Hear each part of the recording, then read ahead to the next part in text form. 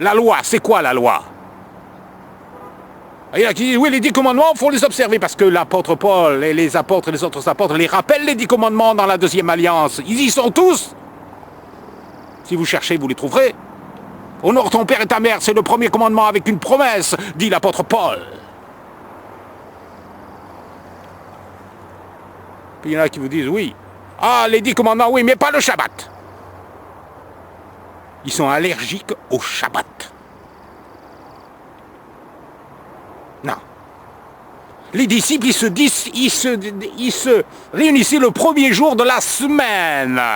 Alors là, ils prennent un verset dans les Actes pour rompre le pain. Alors, ils en ont déduit que rompre le pain, ça voulait dire prendre la Pâque, la Sainte Seine. D'où ça vient la Sainte Seine, tout ça?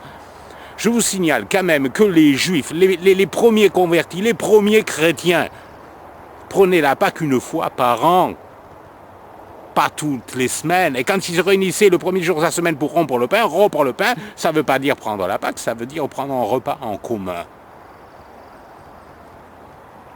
Parce que le Shabbat, il existait toujours.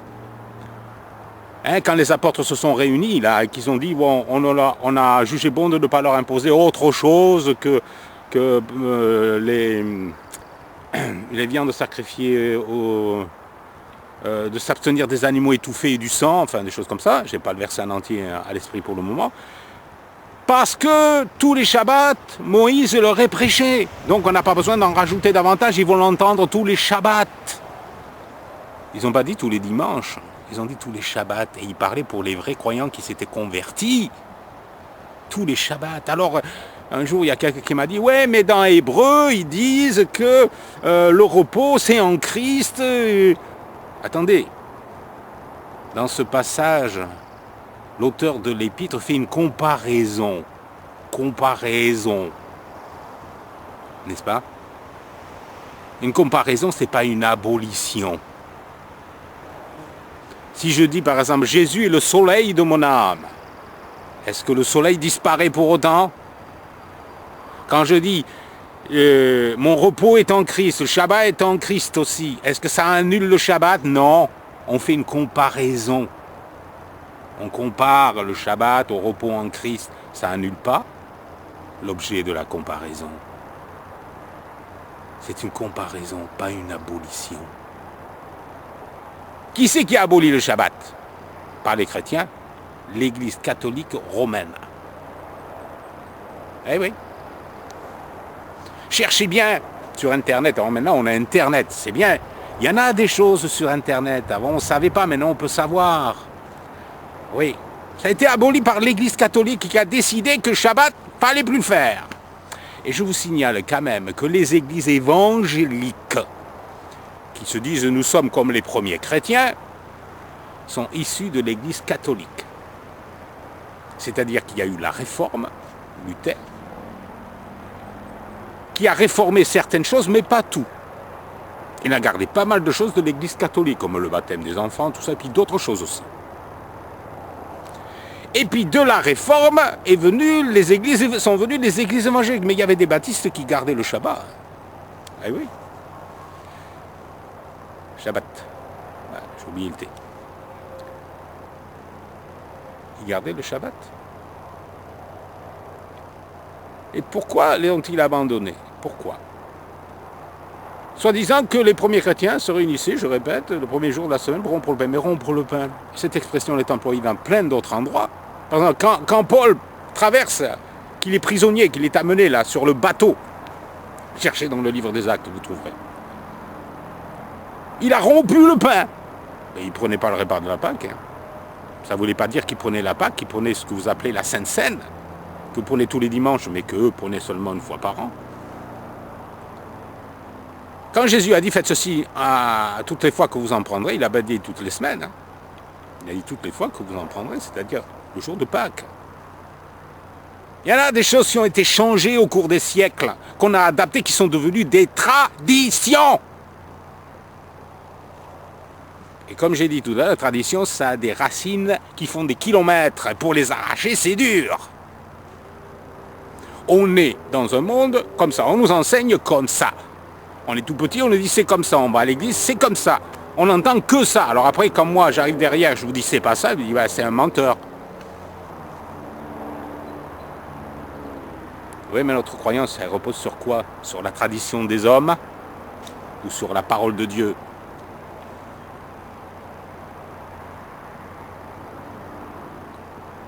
Oui, alors, rompre le pain, oui, il rompait le pain. Jésus aussi, à un moment donné, quand il y avait son sermon sur la montagne, là, il a rompu le pain. C'était pas la Pâque. Rompre le pain ne veut pas dire prendre la Sainte Seine ou le repas de la Pâque. Ça ne veut pas dire ça.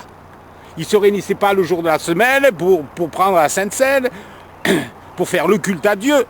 Ils mangeaient ensemble. Souvenez-vous que dans le livre des Actes, ils avaient tout mis en commun. Tous leurs biens en commun. Ils avaient fait des communautés et ils se réunissaient pour manger ensemble. Mais le jour du Shabbat, c'était le jour d'adoration de Dieu. Je le répète. Ils l'ont précisé parce que tous les samedis, tous les Shabbats, Moïse leur est prêché. Ils peuvent l'entendre le jour du Shabbat. Il n'y a pas marqué dimanche. Réveillez-vous. Changez de lunettes. Parce que c'est pas écrit. C'est dit par la tradition. Alors les catholiques, ils ont aboli le Shabbat. Et les évangéliques, ils ont récupéré le dimanche. C'est devenu sacré, le dimanche. Sacré.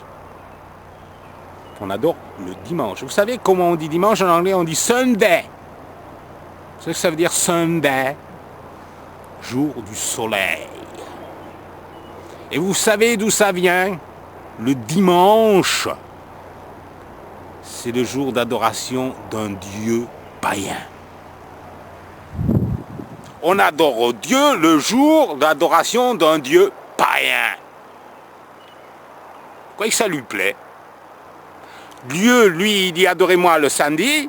Nous, on dit non, il y a un dieu païen qui préfère que ce soit le dimanche. Vous croyez que ça lui plaît à Dieu?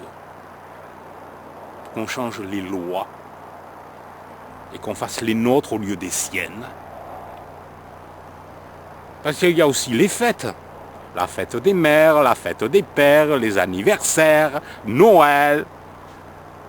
Il y en a des choses à dire. Hein. Parce que Noël, par exemple, moi c'est vrai, j'ai fêté Noël pendant des années et je le faisais de bon cœur. J'adorais Dieu, j'adorais le Seigneur le jour de Noël. Mais Dieu n'a jamais institué la fête de Noël. Vous direz, ouais, ça n'existait pas dans l'Ancien Testament, ouais, je sais. Mais même dans le Nouveau, il ne le faisait pas. Les disciples n'ont jamais fêté la naissance du Seigneur. Jamais. Jamais. Non, ils fêtaient les fêtes que Dieu avait instituées. Ils ne fêtaient pas la fête des pères, la fête des mères, la fête de ceci, la fête de cela, parce qu'on en rajoute des fêtes, ça fait du commerce, ça fait travailler les gens et on vend des produits. Eh oui, c'est fait pour ça, les fêtes. Pour faire du commerce. La fête des papas, papa, j'ai ton enfant rasoir. Ouais. L'aftershave. Ou n'importe quoi d'autre. Ouais, on vit dans Babylone. Mais vous voyez pas? Vous êtes aveugle. Comme moi j'étais. Aveugle. Aveugle. On voyait pas, réveillez-vous. Vous êtes à Babylone. Et Satan, le diable, qu'est-ce qu'il a fait? Il a habillé ses faux dieux avec les habits du christianisme. Le jour d'adoration du dieu soleil, il a changé en le jour d'adoration de Yeshua. Satan se déguise en ange de lumière. Et vous savez, la fête des mères aussi, la fête des pères, tout ça c'est lié avec des dieux païens. Mais ça a changé. Alors, les chrétiens disent, mais moi je ne le fais pas en adorant un dieu païen. Non, non, j'adore le vrai Dieu avec ça. Vous êtes-vous demandé si ça plaisait à Dieu de laisser tomber toutes les fêtes qu'il avait instituées pour les remplacer par des fêtes où derrière un drap où on a dessiné du christianisme, il y a un dieu païen. Cherchez sur Internet l'origine de Noël. Vous allez voir, vous allez être étonné. Je pense pas que Dieu aime ça. Évidemment, c'est pas faute de la plupart des gens qui font ça honnêtement, sincèrement et avec bonne foi, bon cœur. Ils veulent honorer Dieu en fêtant Noël. Et sans le savoir, ils le déshonorent. Je sais que pour la plupart, c'est sincère. Ils ne font pas à mal. Ils font pour Dieu. Et s'il faut, même en disant ça, je ne vais pas vous convaincre de changer, mais c'est Dieu qui peut vous convaincre. Mais, regardez en général dans le monde, Noël, c'est quoi? La plupart des gens ne croient pas en Dieu. C'est un prétexte pour faire la fête. C'est le Dieu païen qui est derrière. Monsieur, on y a greffé le Père Noël, c'est pas moi. Je dis tout de suite. Je suis pas le Père Noël, non.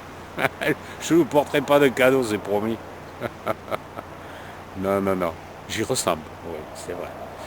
Je pourrais jouer dans un film le rôle du Père Noël. J'ai plus qu'à mettre un bonnet rouge, un habit avec des bords blancs et on me prend pour le Père Noël, c'est sûr. Une fois pour rigoler, j'ai dit à quelqu'un, je suis le Père Noël de Trouan, en anglais. J'ai dit, le seul vrai, c'est moi. Ah, mais ça fait rire les gens, mais bon. Sauf quand c'est les enfants, je leur dis pas. Ça peut y croire. Et oui, Père Noël, les gens y croient plus qu'à Dieu. Tout est fait pour détourner les regards du vrai Dieu.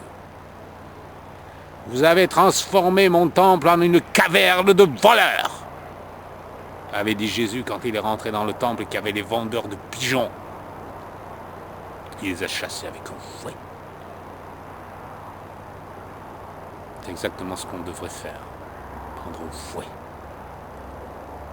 Et chasser tout ce qui ne va pas dans notre vie. Et revenir à la Torah, à la parole de Dieu.